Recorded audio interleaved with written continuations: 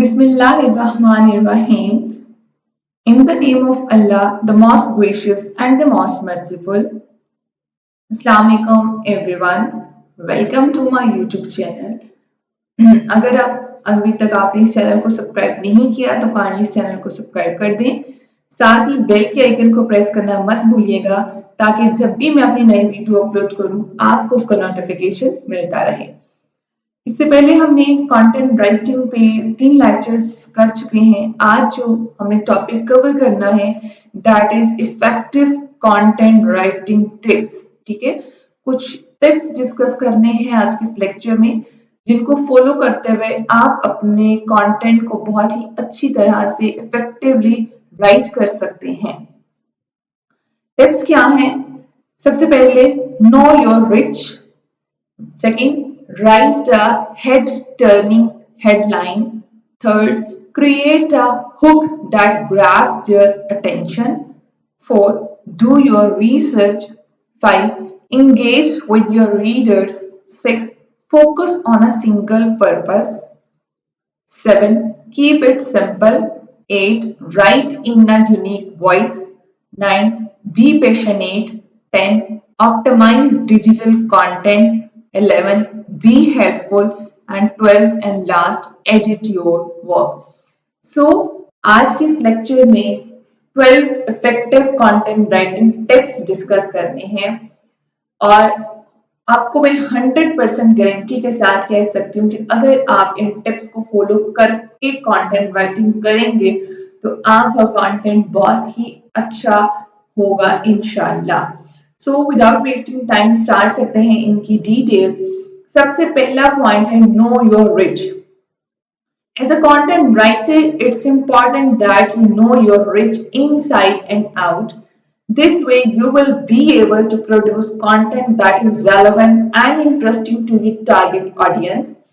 When you know your niche, writing becomes easier because you already have a general idea of the topic you will be covering. ठीक है, तो सबसे पहले आपको पता होना चाहिए कि आपकी निच क्या है, आप किस समझ लें किस एरिया में काम करना चाहते हैं। आप फैशन में जाना चाहते हैं, आप इंफॉर्मेशन लाइफस्टाइल के बारे में करना चाहते हैं, आप कुकिंग के बारे में करना चाहते हैं, आप ब्यूटिशियन करना चाहते हैं, क्लॉथिंग करना चाहते हैं, मोबाइल से रेलेवेंट करना चाहते हैं, लैपटॉप से रेलेवेंट करना चाहते हैं।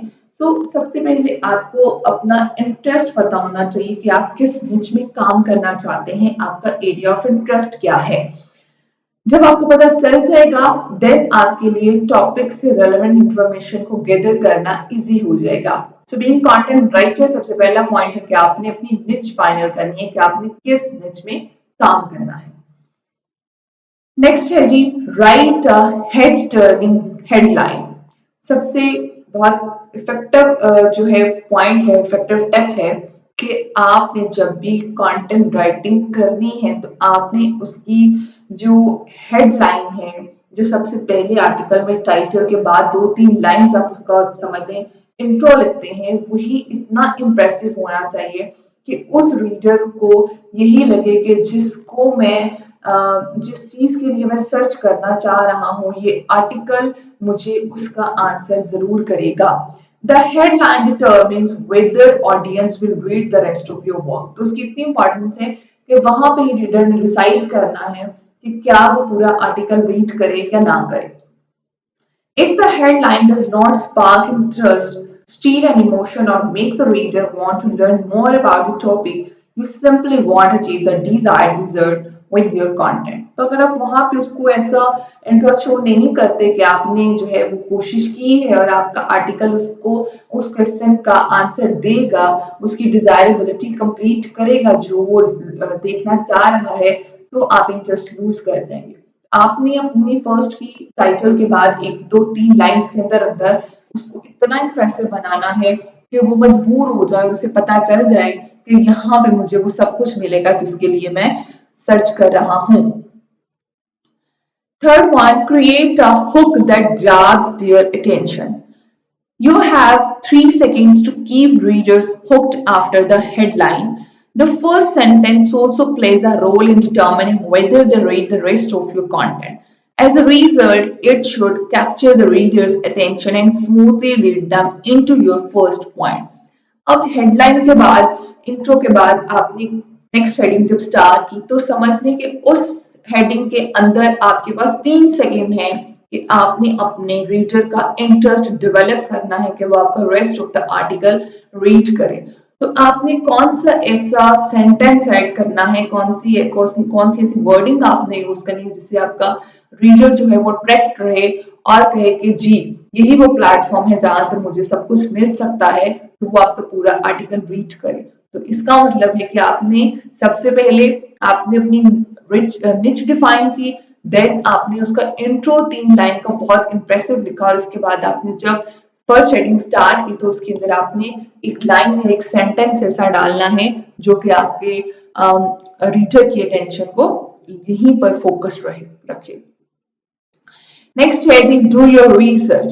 You must have extensive knowledge on the topic you are writing about, especially in the B2B market, include statistics, data, and metrics to establish credibility and support your claims.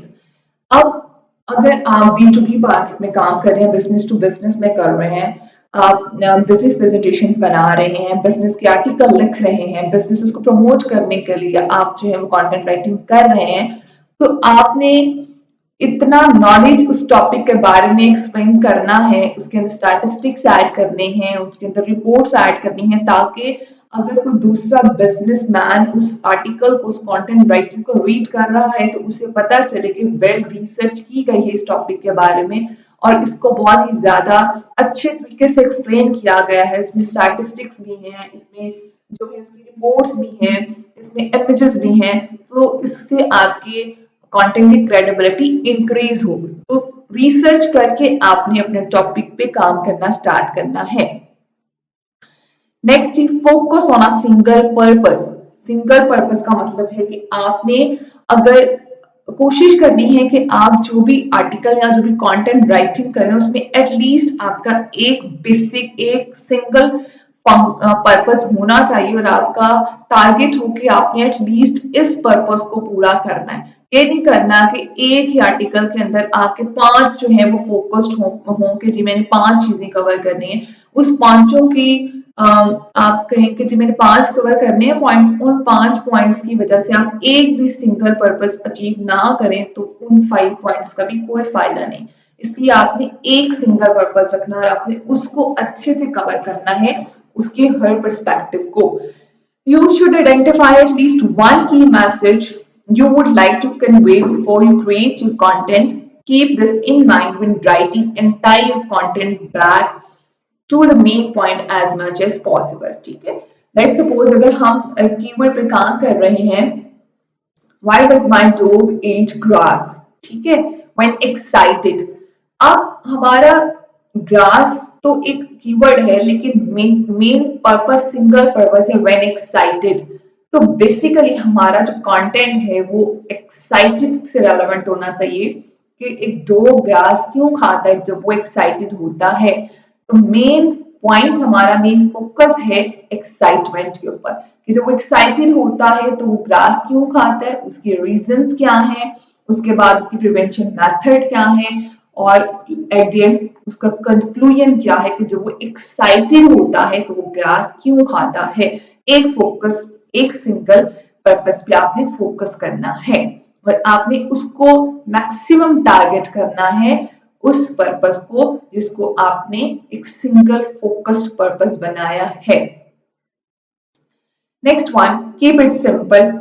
Your readers are busy people, so make sure your posts are easy to read and digest. Use short paragraph and clear, concise language. ठीक है, तो बहुत ज्यादा complex words use नहीं करें, simple रखें, concise रखें, clear words use करें, इजी वर्ड यूज करें ताकि रीडर के लिए इजी हो जाए उसको रीड करना। Be helpful. Offer your readers valuable information that they can use in their own lives, whether it's tips on saving money, healthy recipes, or advice on relationship. Make sure your content is useful and interesting. ठीक है, तो आप जिस भी topic पे काम कर रहे हैं उसको हेल्पफुल बना दें, इंफॉर्मेटिव बना दें, वैल्यूएबल बना दें उस रीडर के लिए, ताकि उसको लगे कि ये सब कुछ जो है मेरी लाइफ के अंदर, मेरी पर्सनल लाइफ के अंदर ये हेल्पफुल है, इंफॉर्मेटिव है, इससे मुझे कुछ ना कुछ लर्निंग हो रही है। Write in a unique voice. The content you publish is the voice of your company and it should be unique to your company's personality. It's important to align the tone of your writing to your target audience, business goals, and brand. क्या है कि आपने जब right करना है, specially business में, जब आपने बिजनेस के पॉइंट ऑफ व्यू से कंटेंट राइटिंग करनी है, तो आप की जो वॉइस है वो आपकी कंपनी की वॉइस होनी चाहिए, बिकॉज आपका कंटेंट उस कंपनी की प्रेजेंटेशन दे रहा है, उस कंपनी को प्रेजेंट कर रहे हैं, तो आपने वो टोन यूज करनी है कि रीडर को और दूसरे बिजनेसमैन को यही लगे कि कंपनी की बहुत ही अच्छी रिप्रेजेंटेशन हो रही है और बहुत अच्छे से इस पॉइंट को और इस बिजनेस को, इस कंपनी को प्रेजेंट किया जा रहा है। ठीक है, आपने अपने टर्म को उस राइटिंग के साथ, उस टारगेट के साथ ऐसे अलाइन करना है कि बिजनेस के गोल्स अचीव हो जाए। Be passionate about what you write. About what you write, passion is one of the key ingredients to becoming a successful content writer. When you are passionate about your work, it shows in your work. Your reader will be able to tell that you are genuinely interested in the topic, and this will keep them engaged. Additionally, passion will also help you preserve when times get tough. आपने passionate रहना है। आपने content writing करते हुए जब आप passion के साथ काम करेंगे तो आपके रीडर को वाकई लगेगा कि पैशन है इस रीडर के, इस कंटेंट राइटर के अंदर, और इसकी कंटेंट राइटिंग जो है स्किल बहुत अच्छी है, उसका अल्टीमेट आपको अच्छा रिजल्ट मिलेगा। और दूसरी बात, जब आप पैशनेट रहेंगे तो समटाइम्स टफ टारगेट भी आपके पास होते हैं, टाइम कम होता है, डेडलाइन बहुत ज्यादा शॉर्ट होती है, तो आपके लिए इजी होगा उस सिचुएशन में परसिस्टेंसी के साथ काम करने का। ऑप्टिमाइज डिजिटल कंटेंट बहुत ही ज्यादा इंपॉर्टेंट है कि आपने अपने आर्टिकल को, अपनी कंटेंट राइटिंग को इफेक्टिव बनाना है by the way of optimize digital content. और आप ये इफेक्टिव पॉइंट किस तरह से अपनी कंटेंट राइटिंग में ऐड कर सकते हैं, देखिए। The best digital content often consists of short paragraphs, short sentences, bulleted list.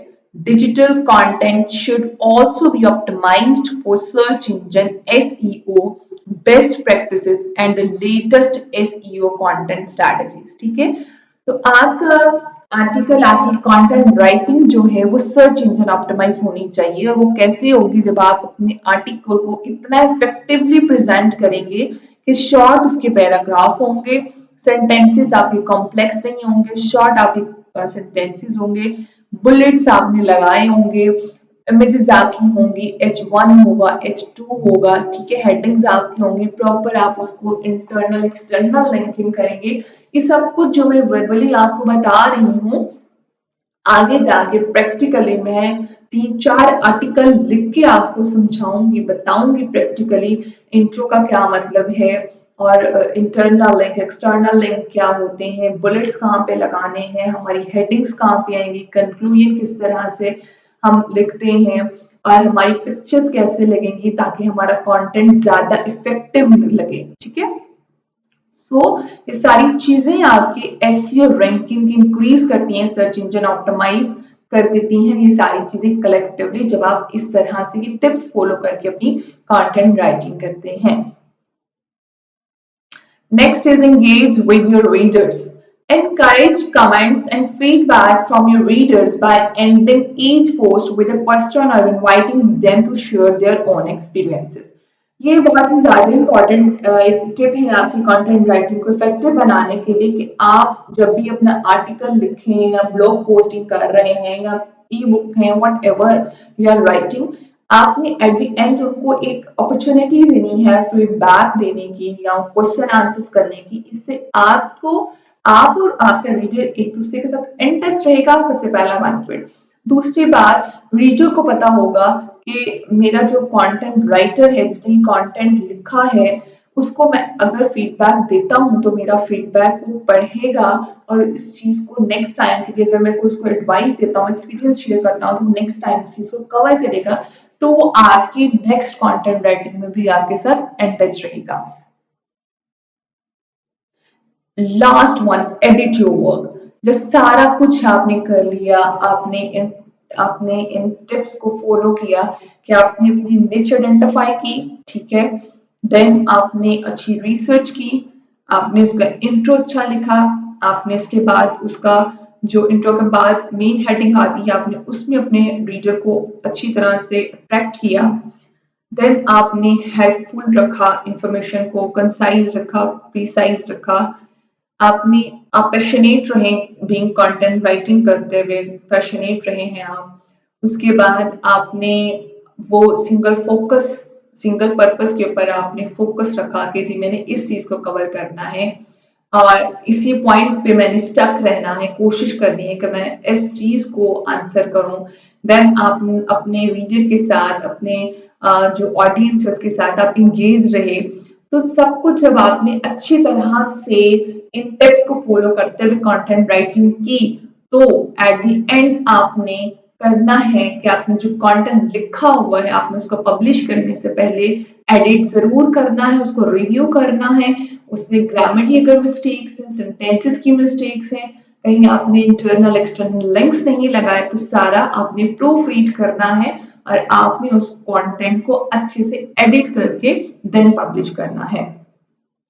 After you have created your first draft, go back and consider how you might polish the rough edges of your writing. In most cases, writing improves as it goes through a round or two of edits, even when it has been drafted by experienced content creators. ठीक है, तो अपनी content writing के बाद उसको एक या दो बार edit जरूर करना है प्रूफ रीडिंग के बाद, ताकि अच्छा content generate हो सके।